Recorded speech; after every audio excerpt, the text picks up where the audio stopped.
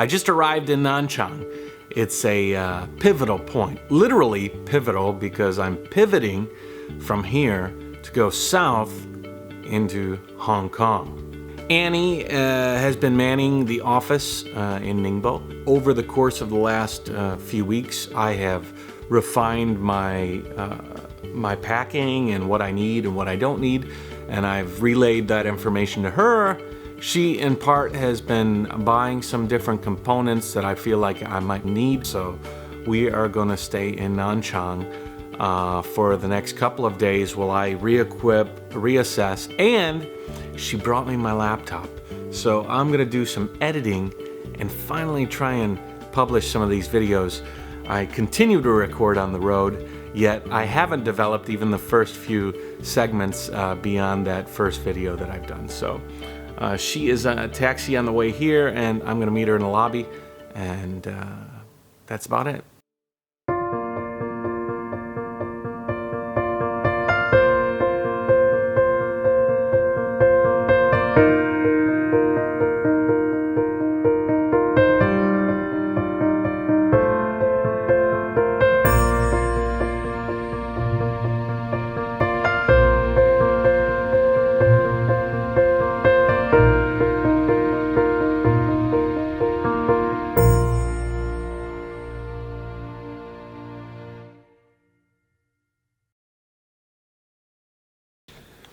Yeah, so Annie is here now, and she's super happy.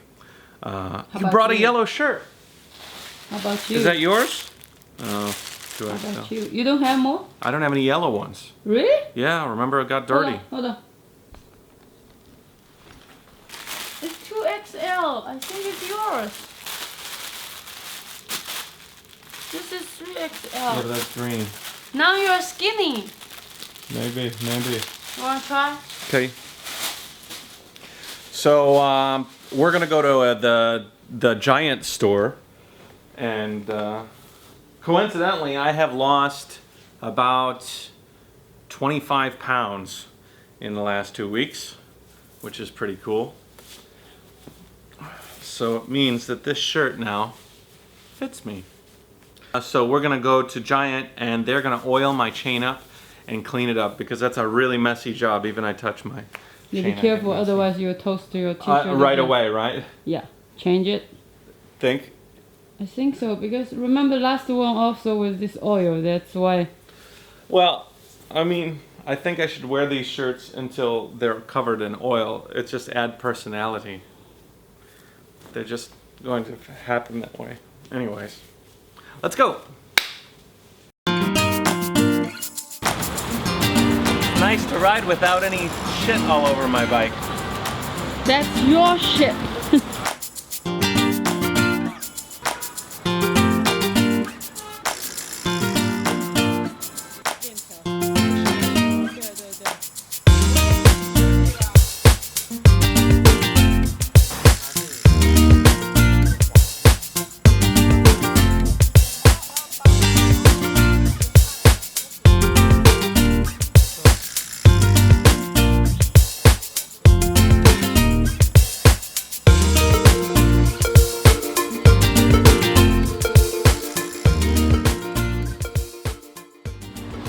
So I'm in Nanchang, and I've been here for about a week. Annie is here, and she has resupplied me. I've traveled over 1,000 kilometers, and now I've had a chance to evaluate what I need, what I don't need, what I don't have that I need, and what she has at the office that I need. I have spent the last few days locked in front of a desk doing editing and trying to produce some videos, which is one of the primary focuses of this whole trip.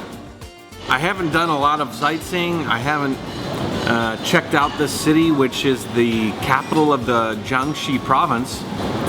Today, me and Annie are gonna walk around and see some of the spots, and then tomorrow I will continue on my journey.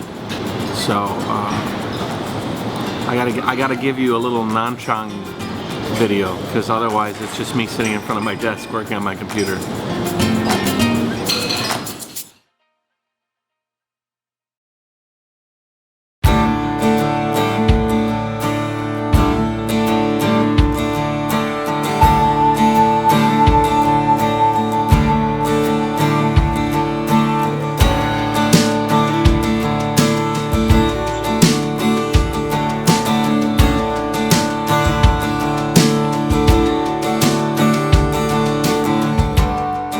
Situated in the center of the city and built next to the Gan River is the Pavilion of Prince Teng.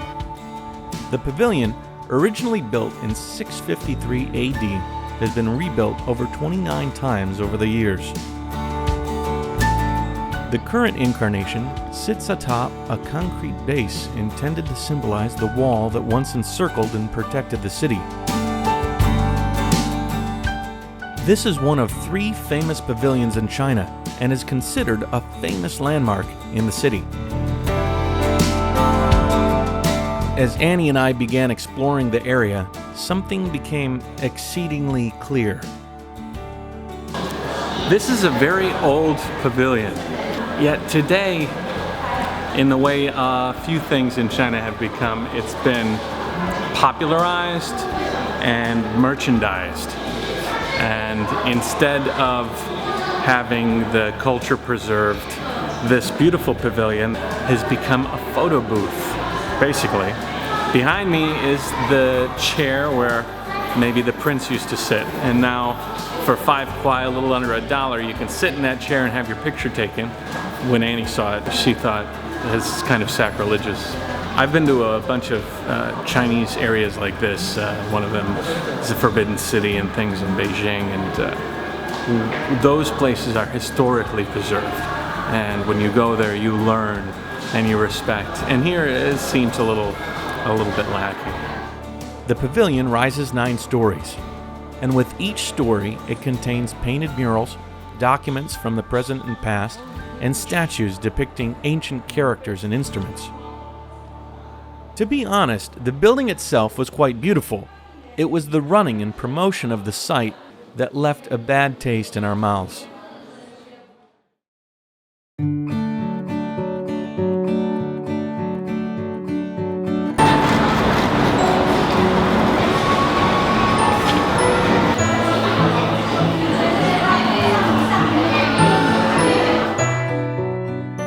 So far, this day in Nanchang, which is the day that I brought the camera out, was supposed to be the day that I show you impressive Nanchang. The first place we went to was a pavilion, and it was basically like a amusement park, more than a museum, with shops set up on every floor of the pavilion, and no information given in Chinese or English to tell you what the historical significance of the place was. It was almost sacrilegious. Annie, who is from Ningbo, felt a little bit sick seeing such an area being promoted in such a way, and she's so proud of Ningbo and the places that we've gone that that this pavilion was just bad. Now this is another thing. The restaurant that we were recommended to go to just pulled away 2 plates that were served to us. We actually ate from them, and then they pulled them away. If this is a continuation of the day, then I'm not looking forward to the rest of the day. I hope it turns the corner. We ordered food that we thought we would like from a server that basically wanted us dead or alive. She didn't really care anything. And the service was horrible. And now the food that comes out, I'm not even sure it's ours anymore. I'm afraid to eat anything. And when they take it away from us, they basically just do this. They don't tell us why they're doing it. They may just take everything away and put different things back, who knows. And then they served me a beer with a dirty lid. And so I asked for beita, which is a cup. And they pointed to the beita on the table, which had tea in it. And I said, no, I want a beita for my beer.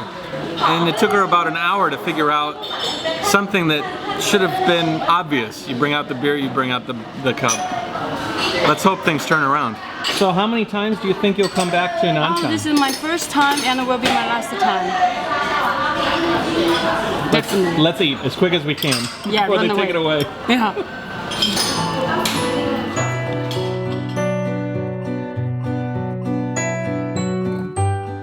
It might seem a little dark in here.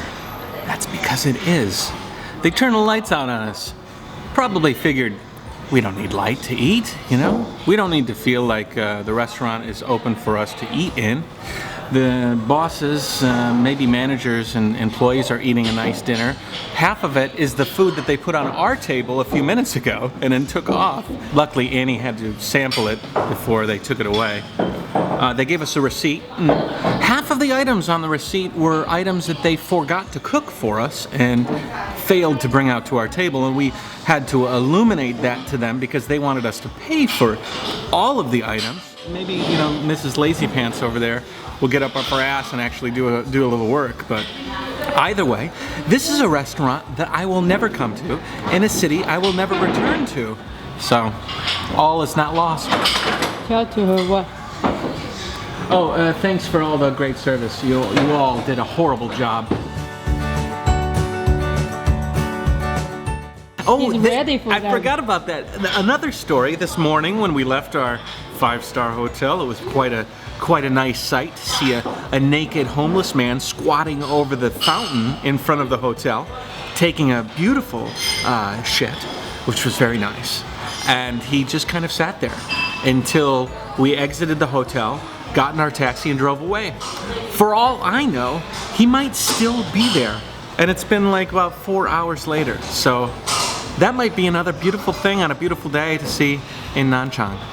JaYoe. JaYoe. Yet all was not lost. There were a couple of moments on our day in Nanchang that were actually quite special. One moment consisted of watching an old man on the street writing Chinese calligraphy in a truly unique and difficult way. Hey B, what is this? One grandpa, he's writing in Chinese, but in the upside down way. How is Chinese normally written? If you read, you have to read from this way, so it's correct. But he basically was writing from the other side, so it's pretty amazing. Could you do it if you tried? Huh? Could you do that? No.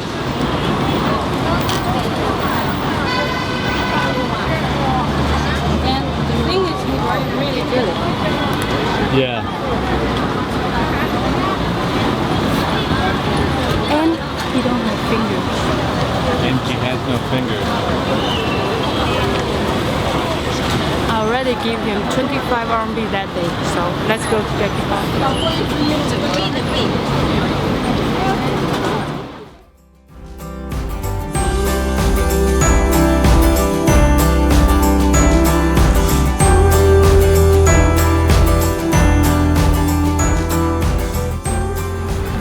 We are standing in the middle of Ba-yi Square.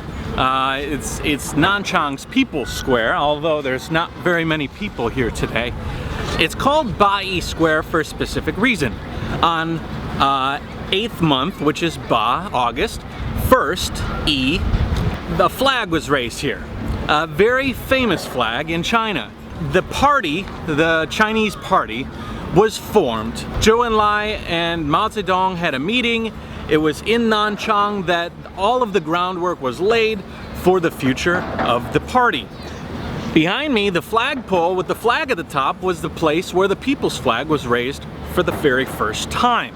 Now, the plaque behind me at the base of the flag says in Chinese, roughly translated, that a single spark ignites a huge flame, and that flame dominated the countryside. That flame was the party. And once this flag was raised, the party spread out throughout the country, and then you have the China that you have today. They say that if that flag was not raised on that day, that China would not be the way it is today. So this was the birthplace of the Chinese party.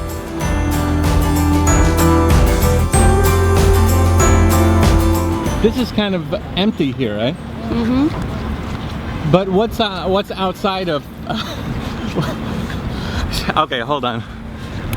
I basically, we did this twice already. So if we look a little rehearsed, it's because we did this twice and the audio is off. So I'm re-asking Annie the same question that I asked her a little while ago. So we're trying to look natural, but it's a little bit difficult. Anyways, so Annie. Yes.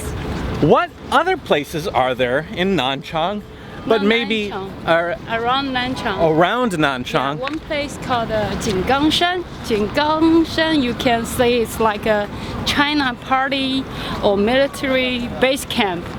There, the place was have a lot of mountains, and they always have secret meeting there. And another place called Lushan. That place, Lu is Shine Mountain, so it's similar like a Yellow Mountain you have been, but it's more shorter and they have more dangerous view. I don't know, it's like cliff or something like that. Stranger stones. My sister has been there when she was a kid, and she has a picture which the rock is all the way out but flat. Here's the cliff, and one piece of rock is just go this way. Wow. And she and my mom sitting in front of that area, which is scary. So when I did something bad, my mom always say, "Don't do it again, otherwise I take you to Lushan and put you on that rock." So I was scared. Here, tower.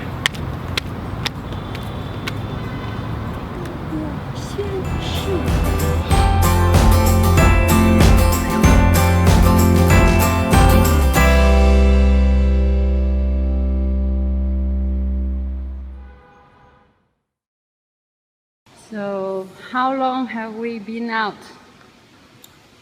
How long? I don't know. How long have we been out? When did we leave?